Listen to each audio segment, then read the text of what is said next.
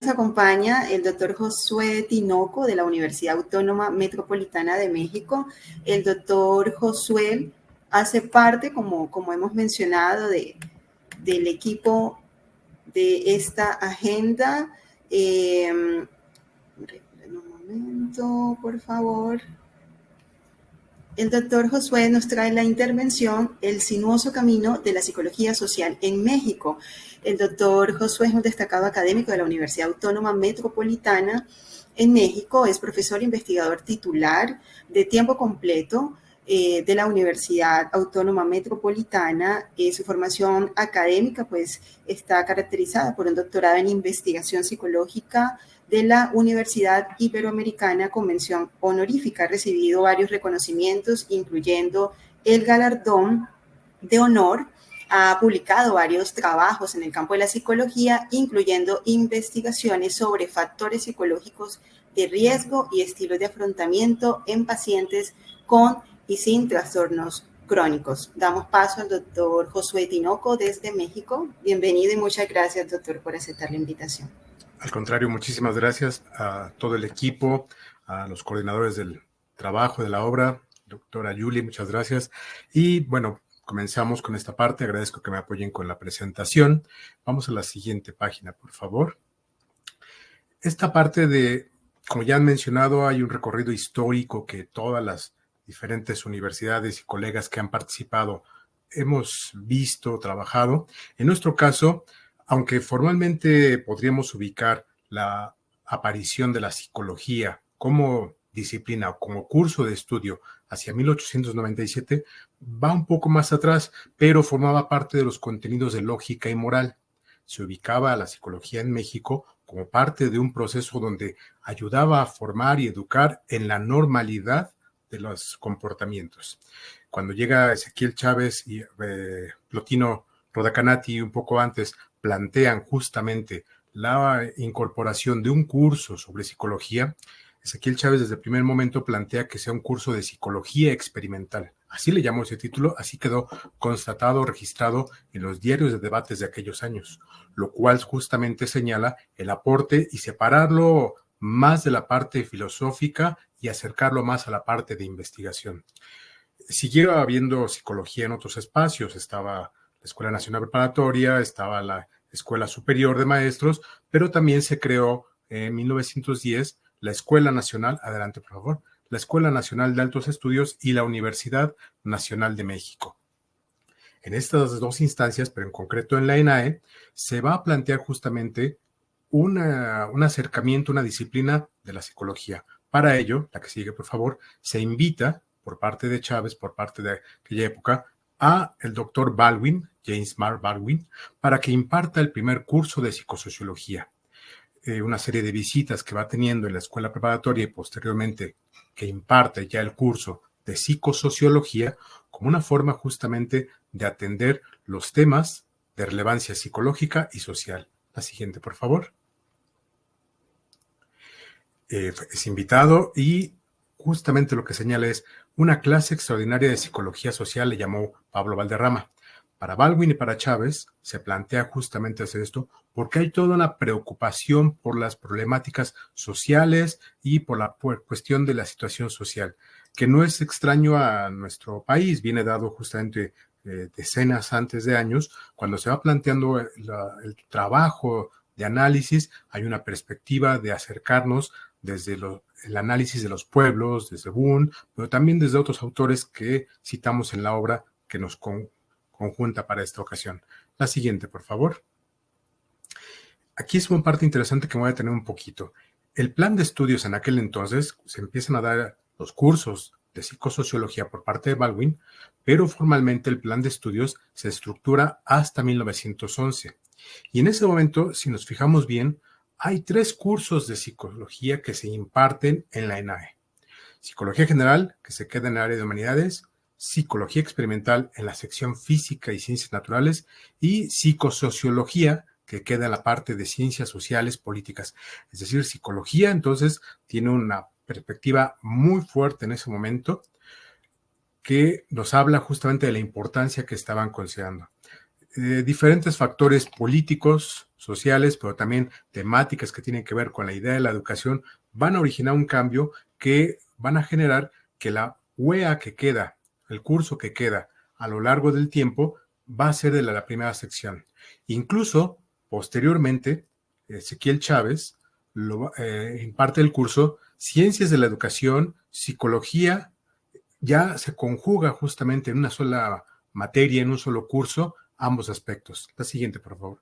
El aspecto educativo va a permear durante los años de 1920 más o menos, un poquito antes, un poquito después, porque se preocuparon en aquel momento por identificar cuáles eran las habilidades y las características del desarrollo que tenían las sociedades. Para ello va a intervenir dos personas en concreto, Pablo Boder, ¿sí?, y Lucía Montana.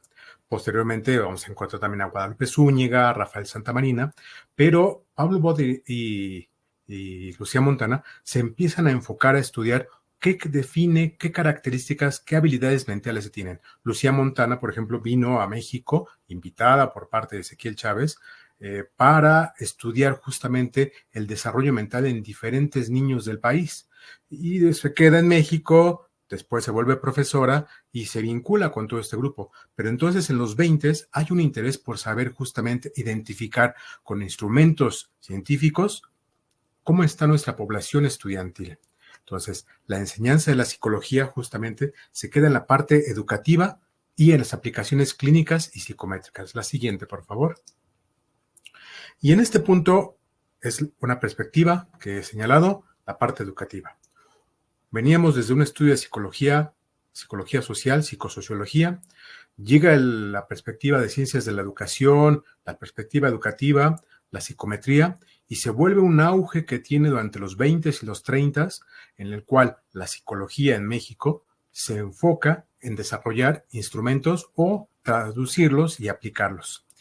Pero no solo pasa eso en esos años, y tenemos ahí un punto en el cual como que dejamos la perspectiva psicosociológica y nos enfocamos más en la perspectiva psicométrica. También viene dado justamente en los 20, pero sobre todo en los 30, un fenómeno que es una teoría muy interesante del psicoanálisis, que incluso varios colegas ya han mencionado a lo largo de las transmisiones. La siguiente, por favor. Esta perspectiva del psicoanálisis generó un elemento muy interesante, pero porque era dado fundamentalmente por médicos, quienes eran los que impartían los cursos. La siguiente, por favor. Quienes impartían los cursos tenían en ese momento justamente dos vertientes, la perspectiva francesa y la perspectiva austriaca. Y entonces ellos eran en su mayoría quienes daban cursos. Había muchos médicos, filósofos, pero sobre todo psiquiatras. Y por lo tanto se enfocaron en apoyar, en instruir, en formar a los estudiantes de psicología con una perspectiva de analizar, generar los instrumentos psicometristas que ya tenían, generar toda la tradición de medición, pero acercarla a la perspectiva médico o clínica. La siguiente, por favor. Entonces, la labor en aquellos años del psicólogo se empezó a acercar de lo educativo, de lo psicometrista, se empezó a acercar a la parte de apoyo, ¿sí?, o de diagnóstico, auxiliar diagnóstico en el psiquiátrico. Carolina Harsh, que ha investigado sobre el tema de la identidad del psicólogo, lo llama justamente que se consideraba al psicólogo como un auxiliar en el diagnóstico psiquiátrico. 1910 se crea a la par que el AE, que la Universidad Nacional de México, se crea también el manicomio de la Castañeda, y por lo tanto había mucha comunicación. Profesores de la ENAE pues participaban, daban su práctica médica en el manicomio, y por lo tanto había un vínculo muy fuerte. Siguiente, por favor. Y aquí Escobar, quien ha trabajado temas de psicología experimental, señala justamente el papel del psicólogo acabó por tener un papel secundario dada la fuerte influencia. Estamos formándonos como disciplina, tenemos pocos egresados. En otro momento podemos hablar justamente de los primeros egresados y egresadas de la carrera de psicología, pero en este punto, pues el auge, la parte fuerte tenía que ver con la psiquiatría. La siguiente, por favor. Creo que ya mencionaba incluso la doctora, la siguiente, por favor, la doctora Piñeda y el doctor también Walter, me parece, Claudio López, justamente, perdón, mencionaba la parte de lo educativo y la parte de lo psiquiátrico en sus diferentes comunidades. Mencionaba entonces que a mediados de los 30 viene la perspectiva fuerte, el cambio fuerte, dado fundamentalmente por dos personajes, Santiago Ramírez y Erich Fromm. Santiago Ramírez, médico de profesión, empezó a interesarse por estudiar psicoanálisis. Ya vimos que las primeras referencias tenían que ver con 1920, con los estudios de Pierre Janet y de Freud. Pierre Janet incluso vino a México en 1925, dio un curso, dio una instrucción, permitió o posibilitó que la psiquiatría tuviera un auge fuerte en la Facultad de Medicina. Y por otro lado, ¿sí?, Santiago Guevara Oropesa lo que planteaba justamente era, bueno, el psicoanálisis hace una revisión de los textos en aquel momento de Freud, de Janet, y plantea esa conclusión desde su perspectiva de médico. Pero Santiago Ramírez se dedica a estudiarlo más fuertemente y trabaja mucho con Raúl González Enríquez y hacen todo un grupo de trabajo sólido, fuerte durante varios años que va a posibilitar la aparición del Grupo Mexicano de Psicoterapia Psicoanalítica. Entonces, y posteriormente la Asociación Mexicana y la Sociedad Mexicana de Psicoterapia y de Psicoanálisis. Entonces, la Asociación Mexicana Psicoanalítica. Estos dos perspectivas, la de Santiago Ramírez y ahora con Fromm, van a posibilitar que la psicología se empiece a vincular fuertemente, mucho más que la parte educativa o psicometrista, se empieza a vincular más fuertemente el psicoanálisis con la idea de la psicología. Y Erich Fromm no era médico, y ya vamos a la siguiente lámina por eso. Como Erich Fromm no era médico, tenía una limitante como los practicantes o los interesados y las interesadas en psicoanálisis en México, que se había marcado que el psicoanálisis solo podían practicarlo quienes tuvieran la formación de médico. Varios y varias colegas que egresaron en aquellos años de psicología en la ENA y posteriormente en la Facultad de Filosofía y Letras, empezaron a estudiar medicina, psiquiatría, para después formarse en psicoanálisis porque les interesaba la perspectiva. Entonces, hay una fuerte pugna por que se abra el psicoanálisis a público no médico y entonces Fromm da esa perspectiva, da esa vertiente y con ello se permite que el psicoanálisis entre por la puerta grande a la perspectiva de la psicología en México. Siguiente, por favor.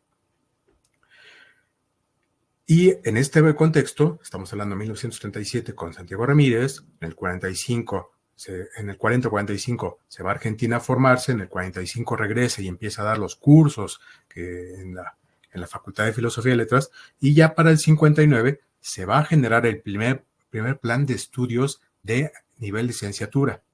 Anteriormente, en nuestros planes de estudio, lo que estudiábamos como psicología era una formación para ser profesor o maestro. De hecho, los grados que existían antes eran maestro en psicología o doctorado en psicología. No existía la licenciatura en psicología porque se consideraba justamente que se formaban para ser maestros, ser practicantes de la psicología. Y entonces, el interés de los psicólogos por el psicoanálisis se vio mucho en la posición, menciona Rocha, que ocupaban algunos psicoanalistas como maestros en la carrera de psicología. Es entendible, justamente. En el 59, ese plan de estudios que se forma, pasamos a la siguiente, va a contener esta perspectiva.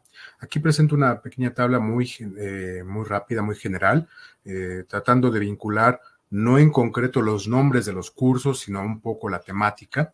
Y vamos a encontrar que en ese primer plan del 59, que se aprueba hasta el 60, pues tiene una perspectiva mucho más fuerte de medicina, ¿sí? 21 de esos cursos tenían que ver con medicina y pocos tienen que ver con otra perspectiva. Psicología social, ahí aparece con 5. En las diferentes revisiones, para el 66 y 71, hay un grupo muy fuerte de trabajo, muy conocido a nivel Latinoamérica, donde participaba Emilio Rives, ¿sí?, el grupo Galileo, que buscaron justamente construir una psicología, le llamaron ellos, más científica, y plantearon justamente un plan de estudios que tocara más aspectos experimentales y de metodología. Las diferentes versiones de plan de estudios que tenemos en la UNAM, en la Facultad de Psicología, pues podemos plasmarla, la última, el de 2008, y dieron un giro porque ahora tienen 3 temáticas, 3 niveles de formación. El tercer nivel de formación diríamos que son las áreas que habíamos tenido anteriormente, y podemos observar en el área social, que es nuestro tema en particular en este caso, pues crece, pero no crece a la par todavía que los demás. Sin embargo, en la formación general y contextual, sí hay un par de weas, hay como 10 cursos, perdón, que tienen temáticas o cercanía con lo social. Es decir, de una psicología experimental a una psicosociología planteada, 3 cursos de psicología y uno de ellos de psicosociología planteados hasta 1911, en este momento el sinuoso camino, que así le llamamos a nuestra presentación, tiene que ver justamente con estos caminos o estos puntos de reflexión o inflexión que tuvo la disciplina y donde se acercó a otras perspectivas y donde lo social permaneció ahí, pero no tuvo esa vigencia, ese auge. Será hasta 1974 cuando se crea la UAM Iztapalapa y la UAM, con 2 planteles en ese momento que imparten psicología, Xochimilco, que imparte psicología en general, con áreas de orientación educativa y social, pero UAM Iztapalapa, que se llama tal cual psicología social, y desde ese planteamiento de su nombre, va buscando justamente reivindicar ese aspecto. Y en las diferentes versiones de plan de estudios que tenemos, vamos a encontrar justamente que la perspectiva social, pues también fue poca, aunque se llamaba psicología social, teníamos aspectos más biológicos y de otras disciplinas, pero ya para la última versión prácticamente tenemos más de 20 cursos que enfocan a psicología social. Entonces, hay un trabajo fuerte sobre las teorías, los procesos, la vinculación con la psicología social. La siguiente, por favor. Bueno, esta tabla es muy atiborrada de datos e información. Podemos pasar a la gráfica, que podría ser mucho más clara. Y en esta gráfica lo que vamos a mostrar es lo siguiente. Aquí nos vamos a enfocar con egresados porque la cantidad de aspirantes o el nivel de ingreso es definitivamente muy diferente entre ambas instituciones. Platico en términos generales, por ejemplo, el año pasado en la UNAM, la solicitud de aspirantes a estudiar psicología fue de más de 20,000 y se aceptaron alrededor de 3,000 estudiantes. En el caso de UAM Iztapalapa, los aspirantes rondan los 1,000 alumnos, estudiantes que quieren ingresar, y cada año aceptamos en 2 diferentes periodos 200 alumnos. Entonces, el nivel de ingreso en ese sentido numérico es completamente diferente. Por ello nos enfocamos en la parte de egreso. Y como egreso podemos encontrar desde que se forma, pues el nivel de egreso es bajo en UAM Iztapalapa, una institución que va apenas a cumplir sus 50 años en este año, pero que poco a poco va creciendo, de tal forma que hacia 2010 y toda la década pasada, vamos a ubicar que tuvo más nivel de egreso, pese a que su ingreso es menor. La barra verde es la que nos va señalando el nivel de egreso en general de UAM Iztapalapa, y la barrita roja, el nivel de egreso de la Facultad de Psicología. Entonces, comparado con sus niveles de ingreso, definitivamente hay mucho más egresados de psicología social. Y esa es la parte que nos llamó la atención, que queremos trabajar justamente. Aquí no incluimos este dato, pero hacia 2017 ya la UAM Iztapalapa imparte su primer posgrado en psicología social, maestría y doctorado en psicología social tal cual. La siguiente, por favor. Y con esto haremos una recapitulación para poder concluir y escuchar sus preguntas. Desde 1881 que Rodacanati plantea justamente una primera materia que hable con contenidos de psicología y que se llame psicología, vamos pasando por diferentes momentos en los cuales se acerca la psicosociología, trabaja la perspectiva del laboratorio o del gabinete experimental que coordinaba Enrique Aragón, posteriormente esa cercanía con la parte psicometrista y luego ese enfoque fuerte con la perspectiva psicoanalítica. La siguiente, por favor. En términos generales, muchas veces se señala que la psicología atiende el concepto de salud mental. En el caso de México, el concepto, o en el caso mundial en general, el concepto de salud mental aparece hasta 1946. Anteriormente nosotros en México lo ubicábamos como higiene mental o hasta higiene escolar. Durante el siglo XIX se planteó justamente esa perspectiva de la idea de salud mental.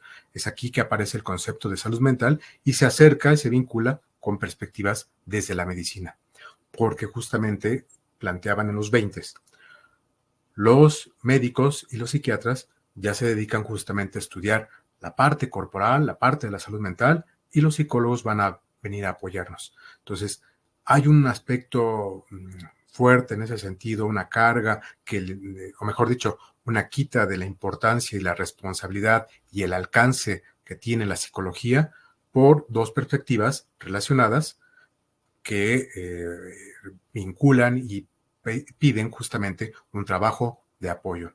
Y finalmente ya terminaremos con esta parte. Hacia el 74 se crea la Universidad Metropolitana y será hasta 1973 que se crea la primera cédula profesional. Anteriormente no existía porque no tenía una licencia como tal para ejercer la profesión.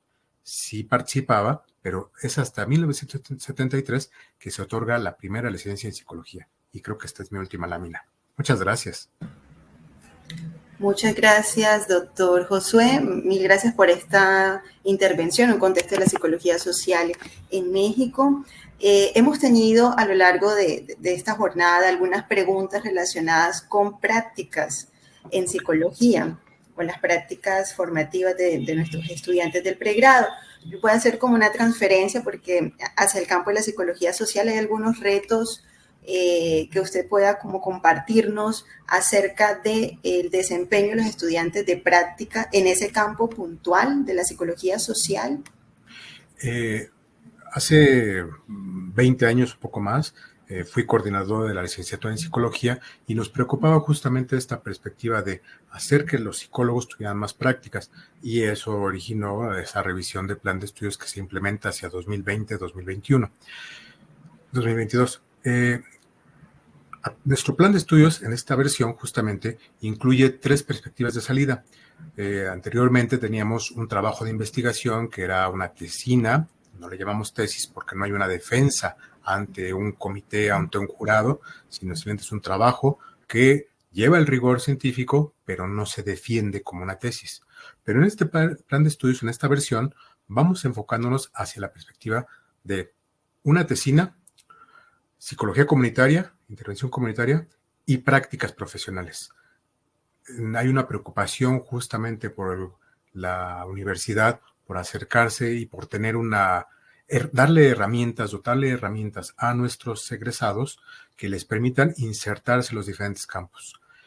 Las prácticas que han tenido no ha sido nada más esperarnos a este cambio de plan de estudios, lo han hecho a lo largo de los años y hemos tenido estudiantes que se han acercado y han tenido las prácticas en la parte política, con los actores políticos a nivel cámaras, a nivel gobierno, pero también lo han tenido en la parte de salud, en la parte de psicología del trabajo, con empresas, pero mucho ha sido en trabajo comunitario y en redes de apoyo. Entonces, esa perspectiva es la que se ha acercado con la psicología social. Nos hace falta más, pero vamos en ese punto.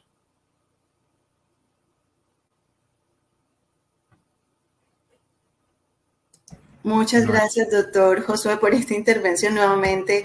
Gracias por aceptar la invitación a este seminario. Que tenga una feliz tarde.